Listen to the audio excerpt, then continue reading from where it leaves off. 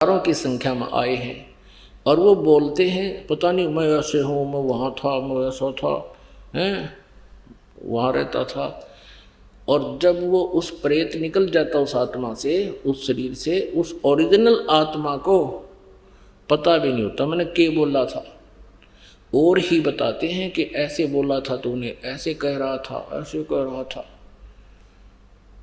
तो उनमें से दो चार बात याद रख लेता है कि मैंने ऐसा कहा था, लेकिन उस समय उसको कुछ याद नहीं था। ऐसी दशा श्री कृष्ण जी की थी। इस श्री कृष्ण जी में उसी समय ये काल प्रवेश कर गया, जैसे पुरकुत्स में प्रवेश हुआ और जैसे पुरंजय में प्रवेश हुआ, प्रेतवत। और पूरा करवा के महाभारत में विनाश श्री कृष्ण के शरीर से निकल गया। अब श्री कृष्ण कह रहे थे मैं हथियार नहीं उठाऊंगा, काल ने रथ का पहिया भी घुमा दिया उठा के और मार डाला दुनिया को। तो पुण्यात्माओं, ये सभी काल की जो है ना ये लीला थी।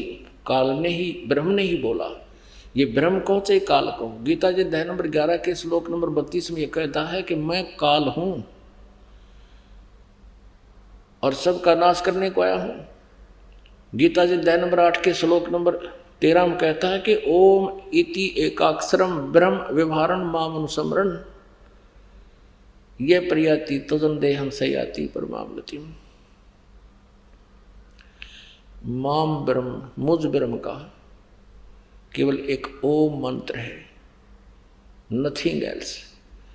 और जो इसका सिमरन करता हुआ शरीर छोड़कर जाता है सयाति परमाम गतिम, वो परम गति को प्राप्त होता है। यानी ओम से मिलने वाला जो स्थान, सतिथि, समय, लाभ है उसको प्राप्त होता है।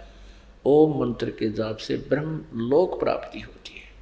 और गीता जी अध्याय नंबर 8 के श्लोक नंबर 16 में कहा कि ब्रह्म लोक पर्यंत भी ये सभी पुनरावर्ती में है, सभी लोग पुनरावर्ती में है। वहाँ गए हुए प्राणी भी पूर्ण मोक्ष प्राप्त नहीं करते, उनका भी जन्म और मृत्यु बना रहता है। पुण्य अक्षीण होने पर वो भी पुण्य लौट कर जन्म मृत्यु में आते हैं। इसलिए गीता ज्ञानदाता कहता 15वें अध्याय के 1 से लेकर 4 में के तत्वदर्शी संत के प्राप्ति के उपरांत उस परम पद की खोज करनी चाहिए, परमेश्वर के उस परम पद की खोज करनी चाहिए, जहाँ जाने के बाद साधक फिर लौटकर संसार में कभी नहीं आते। और जिस परमेश्वर ने सब ब्रह्मांडों की रचना की, यानी सबका सृजनहार है, और उसी की पूजा करनी चाहिए। मैं उसी की शरण में हूँ, किसी अन्य की पूजा नहीं करनी चाहिए। तो अब आपको एक झलक दिखाते हैं श्री कृष्ण जी को, तो कह का भी नहीं पता गीता में बोलिया क्या था। देखिएगा, संक्षिप्त महाभारत प्रथम खंड गीता प्रेस गोरखपुर से प्रकाशित है।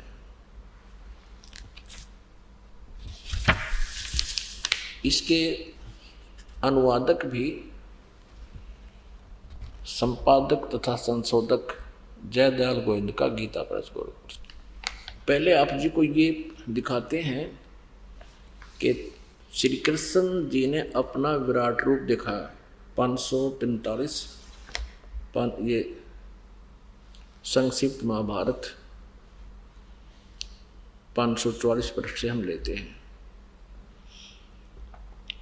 इसके बाद विदुर जी बोले, दुर्योधन तुम मेरी बात सुनो। देखो, श्री कृष्ण को कैद करने का विचार नरकासुर ने भी किया था, किंतु सब दानों के साथ मिलकर भी वह ऐसा नहीं कर सका। फिर तुम इन्हें अपने बलबूते पर पकड़ने का साहस कैसे करते हो? विदुर जी का वक्तव्य समाप्त होने पर भगवान श्री कृष्ण ने कहा, दुर्योधन तुम जो अज्ञानतावश ये समझते हो कि मैं अकेला हूँ और मुझे दबाकर कैद करना चाहते हो, सो याद रखो समस्त पांडव और वर्षणी और अंधक वंशीय यादव भी यहीं पर हैं। गणाना पड़ते हैं इतना। ऐसा कहकर शत्रु दमन श्री कृष्ण ने अट्टहास किया। बस तुरंत ही उनके सब अंगों में बिजली सी कांति के अंगुष्ठा आकार सब देवता दिखाई देने लगे। उनके ललाट में से ब्रह्मा, वक्ष में रुद्र, भुजाओं से लोकपाल, मुख में अग्निदेव आदि इत्यादि आदि थे। असनिक वाले श्री कृष्ण जी के भयंकर रूप को देखकर जब राजाओं ने भयभीत होकर नेत्र मूंद लिए, केवल द्रोणाचार्य, भीष्म, विदुर, संजय और ऋषि लोग ही उसका दर्शन कर सके, क्योंकि भगवान ने उन्हें दिव्य दृष्टि दे दी थी। पुण्यात्माओं, ये याद रखना कि महाभारत के अंदर प्रत्यक्ष प्रमाण है कि श्री कृष्ण जी ने अपना विराट रूप कौरवों की सभा में दिखाया था। गीता जी अध्याय नंबर 11 के श्लोक नंबर 47-48 में ये गीता ज्ञानदाता कहता है कि ये मेरा वास्तविक विराट रूप काल रूप है, इसको तेरे अतिरिक्त पहले किसी ने नहीं देखा था, और ये मेरी प्राप्ति, मेरे दर्शन, मेरे इस रूप का दर्शन न वेदों वर्णित विधि से, न जप से, न तप से, न किसी क्रिया से, यानी कोई नहीं कर सकता। इति सिद्धम के श्री कृष्ण जी नहीं बोल रहे थे गीता जी का ज्ञान, ये काल बोल रहा था। यदि ये ऐसा कहते कि तेरे अतिरिक्त पहले किसी ने ये मेरा विराट रूप नहीं देखा था, क्योंकि तो इससे सिद्ध है कि श्री कृष्ण नहीं, ये काल बोल रहा था। नहीं तो श्री कृष्ण जी ये वचन नहीं कहते, क्योंकि वो कौरवों की सभा में अपना विराट रूप दिखा चुके थे। अब दिखाते हैं कि महाभारत में प्रत्यक्ष प्रमाण है कि श्री कृष्ण जी कहते हैं कि मुझे कुछ भी याद नहीं गीता जी में के बोला था। अर्जुन पर डांट मार रहे हैं कि तू बड़ा श्रद्धाहीन है, तेरी बुद्धि अच्छी नहीं है, और तूने उस ज्ञान को याद क्यों नहीं रखा। अरे भले आदमी हो, ये दास वक्ता है, आप श्रोता हो, आप 2 घंटे के सत्संग में से मुश्किल से 40% याद रख पाओगे, और फिर कभी आप प्रश्न करो कि आपने उस दिन सत्संग सुना था, इस विषय में कृपा फिर सुनाइए, और मैं ये कहूँ कि तुम बड़े श्रद्धाहीन हो, तुम्हारी बुद्धि अच्छी नहीं है, तुमने याद क्यों नहीं रखा, अब मुझे कुछ याद नहीं। ये कोई बात बनी? इसे सिद्ध है कि मैं नहीं बोल रहा था, मेरे अंदर कोई भूत बोल रहा था, कोई अन्य शक्ति बोल रही थी। इसी प्रकार ये सिद्ध हो जाता है श्री कृष्ण ने गीता जी का ज्ञान नहीं बोला। अब देखिएगा, संक्षिप्त महाभारत द्वितीय खंड गीता प्रेस ग्रुप से प्रकाशित है। इसके 667 पृष्ठ पर दिखाते हैं, 667 पृष्ठ पर वो तथा संशोधक जयदयाल गोविंद का गीता प्रेस ग्रुप पर। ये देखिए पृष्ठ नंबर 667 पर श्री कृष्ण का अर्जुन से सिद्ध महर्षि और कश्यप का संवाद। जन्मेजय ने पूछा, ब्राह्मण, शत्रुओं का नाश हो जाने के बाद जब महात्मा श्री कृष्ण और अर्जुन सभा में बैठकर वार्तालाप कर रहे थे, उस समय उनमें क्या क्या बातचीत हुई। वैशंपायन जी ने कहा, राजन, श्री कृष्ण के सहित अर्जुन ने जब अपने राज्य पर पूरा अधिकार प्राप्त कर लिया तो वे दिव्य सभा भवन में आनंद से रहने लगे। एक दिन सवदनों से घिरे हुए वे दोनों मित्र सब इच्छा से घूमते घूमते सभा मंडप के ऐसे भाग में पहुंचे जो स्वर्ग के समान सुंदर था। पांडुनंदन अर्जुन श्री कृष्ण के साथ रहकर बहुत प्रसन्न थे।